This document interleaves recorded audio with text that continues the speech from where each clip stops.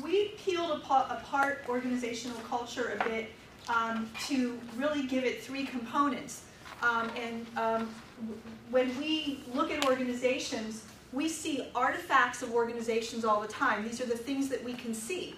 You know, the color of the walls, the kinds of meetings that the organization regularly has, the policies and procedures that the organization has, the organizational structure itself, the way the board and executive director relate to each other. So we can describe all of those things because we can see them.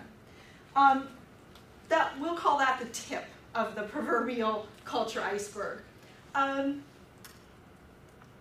At about the waterline, so close to the surface, sometimes just bubbling a little bit under the surface, are what we are calling espoused values and beliefs about culture. This is what people say in an organization's culture. So sometimes it shows up in a logic model, for those of you that are familiar with that term. Sometimes it will show up in guiding principles for the organization, or sometimes it'll show up in a theory of action, where we say we provide services or we deliver programs in a particular way because we believe, you know, X causes Y, or we believe in certain inalienable rights that people have, and in order to honor those rights, we do X to do that. If you think about what Aaron Hurst was talking about yesterday in the 5 purposes that sometimes come into conflict,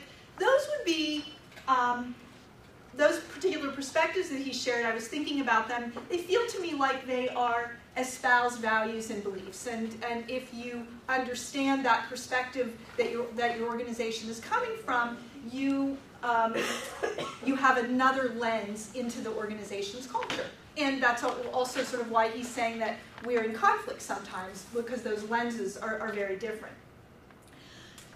If you remember from science class, however, like in 5th grade, the biggest part of an iceberg is actually the part that we can't see, that's under the surface. And so we sort of came at this organizational culture work from the research that we did, sort of saying, okay, so actually the part of organizational culture that is causing the most trouble for organizations is the part that we can't see.